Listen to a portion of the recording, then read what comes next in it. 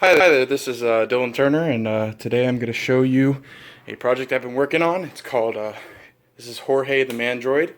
Um, he can hear and respond to what you say. He also will talk, he'll move his mouth, not super well because it's not getting enough power at the moment.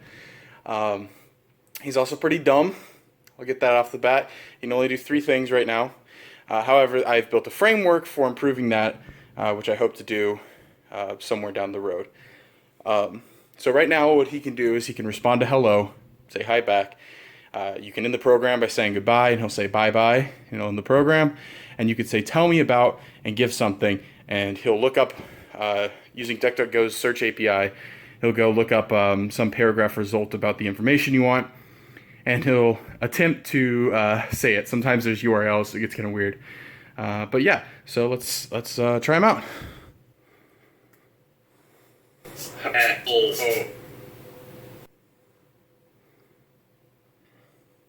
Hello.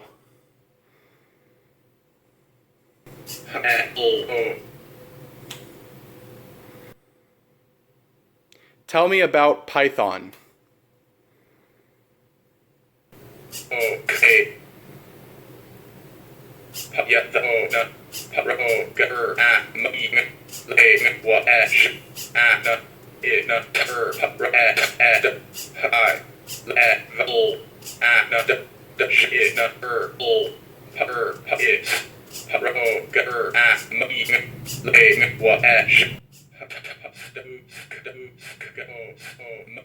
That's a URL.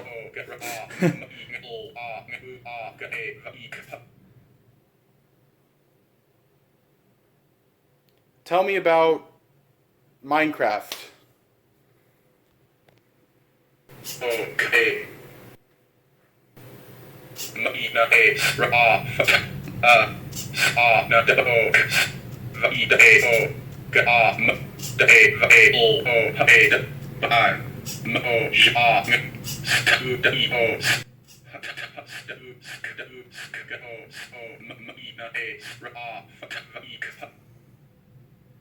Again, another link at the end. Goodbye.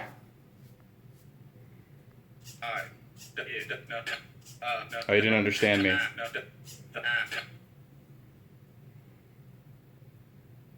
Goodbye. Bye. Bye. Yeah, there you go. That's Jorge. Now let's go ahead and take a look inside him. So I can remove his hat, and we'll just go ahead and flip him around here. You see he's got a little thing down the spine. All right, so let's just open it up, pull it off.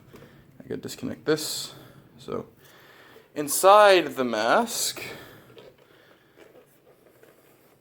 if I can get it open with one hand. Or let's just use 2 hands real quick. Okay, inside the mask, you can see there's a servo there. The duct tape is not holding the servo, don't worry. It's just making sure the cable doesn't move and get bad signal.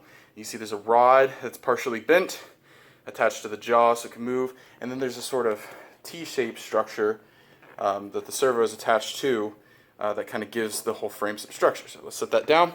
Looking at the entire device, you see on top right here we have a Beagle Bone Black. I have a circuit up here that is a level shifter, getting 5 volts from this line because my servo has to be a little bit strong in order to pull the jaw down. So because of that, I have to use a level shifter. So that just sits right on top there. I have some connections. Like this is 3.5 volts going to the low volt setting, stuff like that. And then I got a USB hub attached, which you can see underneath. And that's attached to a 3.5 millimeter jack, which goes down to my speaker. It's actually a Bluetooth speaker, so I could have used a Bluetooth adapter and connected or something as well. But right now it's plugged in through aux. And then as you can see wrapped around there is a Logitech microphone that I stole from Rock Band. So yeah, so that's what makes him talk, that's what makes him listen. So that's Jorge. Now the code is set up. So that he uses a couple of interfaces. One is an interface that is a brain So this could be redone with some sort of AI system, some sort of smart chat bot. Right now I use what I call the if-else bot, so that he just responds to if hello, or if starts with tell me about, And obviously that is very limited, but there are other ways to improve upon that.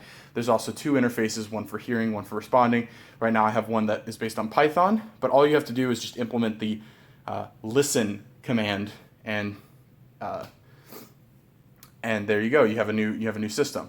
The speech recognition is pretty good, actually, because I'm using a third-party library. My speech synthesis is not very good because I made it myself, but I wanted to make his mouth move with the syllables, and I couldn't find anything that would allow me to do that. So it's based on IPA. But really all you have to do is implement a system that takes English and produces pronounceable sounds. And like that's all you have to implement, right? Because they're all interfaces. So it'd be really easy to expand this project, make it better. But for now, this is Jorge, I guess 1.0. A little scary there. I tried to make him less creepy, but I failed. All right, so that's all for now.